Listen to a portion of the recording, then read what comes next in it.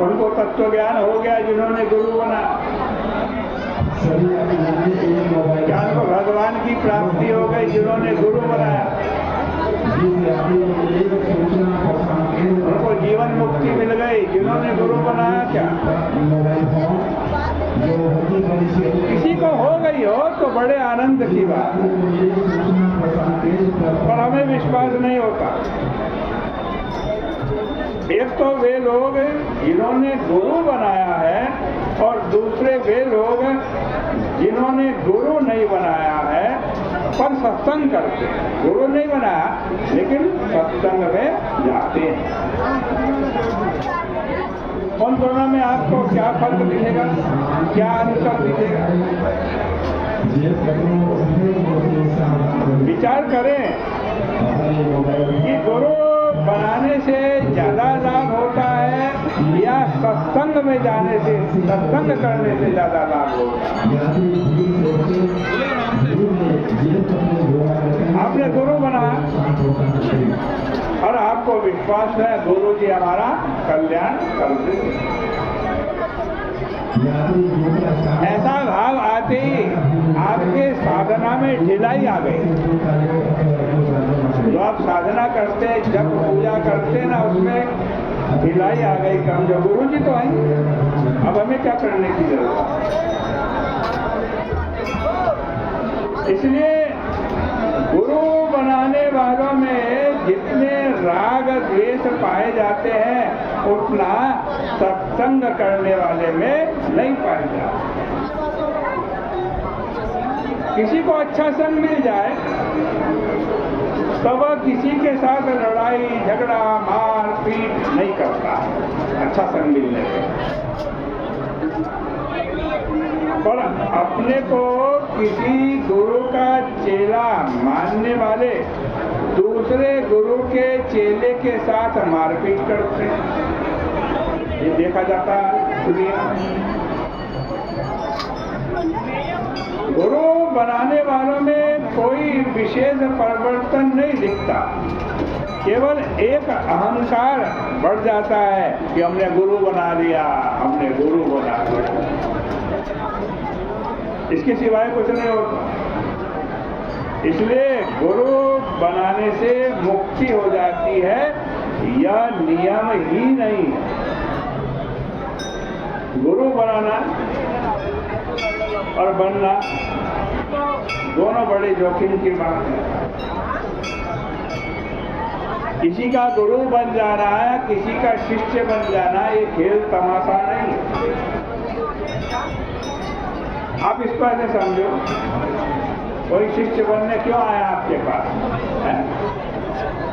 प्रायः शिष्य इसलिए आता है गुरु के पास, ये हमें भगवान से मिला दे, इसलिए उनके चरण छूता है, माला पहनाता है, भोजन करता है, पैर दबाता है, सेवा करता है। जिस पर सेवन लिखा हुआ है या चालू हो रही है, जिस आदमी को शिष्य ने तो अपना कर्तव्य कर दिया, सेवा कर दी जितनी करनी थी। अब गुरु बदले में भगवान से न मिलाए, उसका कल्याण न करे कमली वाली तो क्या हो? आप इसको ऐसे लीजिए कि कोई कपड़े की दुकान पर जाए और दुकानदार से कहे कि मेरे को अमुक अमुक कपड़ा चाहिए, अमुक कपड़ा दे दो। दुकानदार उससे कपड़े का मूल्य तो ले ले, लेकिन कपड़ा न दे, तो क्या यह उचित है? अगर कपड़ा नहीं दे सकते थे तो मूल्य क्यों लिया, और मूल्य लिया तो कपड़ा क्यों नहीं दिया? ऐसे ही गुरु के लिए भी है। अरे शिष्य बना लिया आपने किसी को, उससे भेंट पूजा ले ली, उद्धार करा नहीं, तो क्या यह उचित है?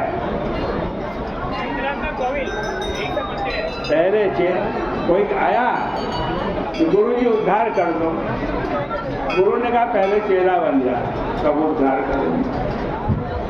कमली भाई जहाँ कहीं पर भी हो किसी से भी पूछ चेला बना लिया। पुलिस वाले पहुंचे कमली भाई चित्तौड़गढ़ के रहने वाली किसी से भी और उद्धार नहीं किया। पहुंचे उद्धार बाद में करेंगे, ये तो ठगाई है। अपना पूजन करवा लिया, भेंट ले ली, चेला बना लिया और भगवत प्राप्ति नहीं कराई तो फिर आप गुरु क्यों बने भाई? गुरु बने हो तो भगवत प्राप्ति कराओ, भगवान की प्राप्ति कराइए। और नहीं कराओ तो आपको गुरु बनने की कोई औकात आपके अंदर नहीं, न अधिकार। अगर चेले का कल्याण नहीं कर सकते तो उसको दूसरी जगह जाने दो। खुद कल्याण कर नहीं सकते तो फिर उसको रोकने टोकने का क्या अधिकार? खुद कल्याण करते नहीं और दूसरी जगह जाने देते नहीं तो बेचारा शिष्य तो शिष्य का तो नाश कर दिया। उसका मनुष्य जन्म निरर्थक कर दिया। अब वो अपना कल्याण कैसे करे? इसलिए जहाँ तक बने गुरु शिष्य का संबंध नहीं जोड़ना चाहिए। गुरु शिष्य का संबंध बिना जोड़े संत की बात मानोगे तो लाभ होगा और नहीं मानोगे तो नुकसान होगा। तात्पर्य यह है कि गुरु शिष्य का संबंध न जोड़ने से लाभ है, नुकसान कुछ नहीं। परंतु गुरु शिष्य का संबंध जोड़ोगे तो बात नहीं मानोगे गुरु की, तब नुकसान होगा। कारण कि अगर गुरु असली हो और आप उसकी बात टाल दें, उनकी आज्ञा न माने तो ये क्या हुआ? गुरु का अपराध हो गया, जिसको भगवान भी माफ नहीं कर सकते। गुरु गीता में लिखा हुआ है क्या? शिव क्रोधात् गुरु त्राता, शिव क्रोधात् गुरु त्राता। भगवान क्रोधित हो जाए ना तो गुरु जी की शरण में चले जाओ, सो सच्चे गुरु और तुम्हारी रक्षा करें। लेकिन गुरु क्रोधात् शिवो नहीं।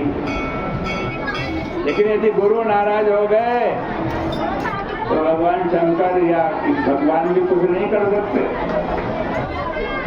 तस्मात् सर्व प्रयत्नेन गुरुराज्ञां न लङ्घयेत्। इसलिए सभी प्रयत्न से गुरु की आज्ञा का उल्लंघन नहीं करना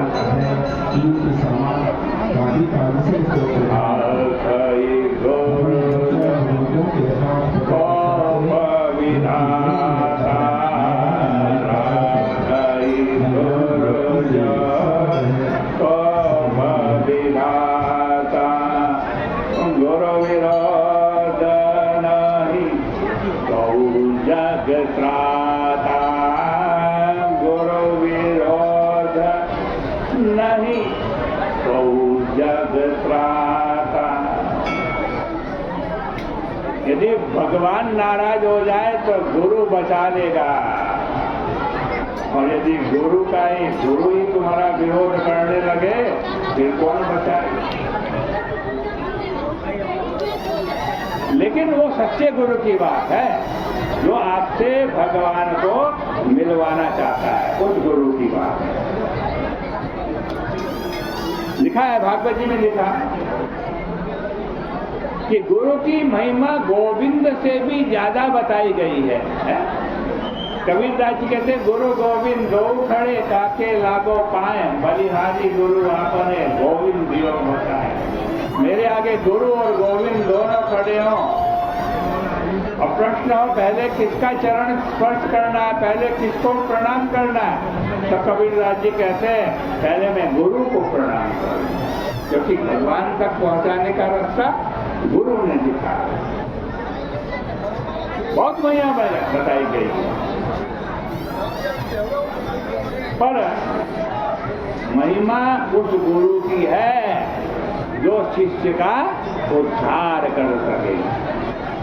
खाली ये नहीं दक्षिणा लेने के लिए गुरु बन गए, पूजा करवाने के लिए गुरु बन गए, काम करवाने के लिए गुरु बन गए और उद्धार किया।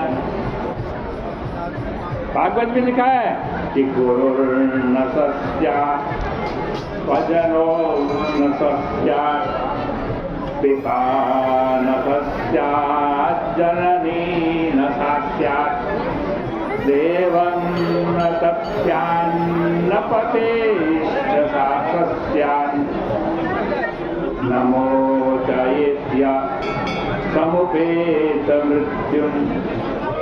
कहते हैं कि भैया जो मृत्यु से बचा ना सके वो कैसा गुरु, वो कैसा स्वजन, वो कैसा पिता, वो कैसी माता, वो कैसा भगवान, वो कैसा पति, जो मृत्यु से बचा सके या मोक्ष दिला सके या भगवान का दर्शन करा सके, वही सच्चा गुरु है। इसलिए संतों की वाणी में आया है कि चौथे पद जीने बिना शिष्य करो मत करो। तात्पर्य है कि जब तक अपने में शिष्य का उद्धार करने की ताकत नहीं है तब तक गुरु मत बनो, किसी के गुरु मत बनो। कारण कि गुरु बन जाए और उद्धार न कर सके तो बड़ा भारी दोष होगा।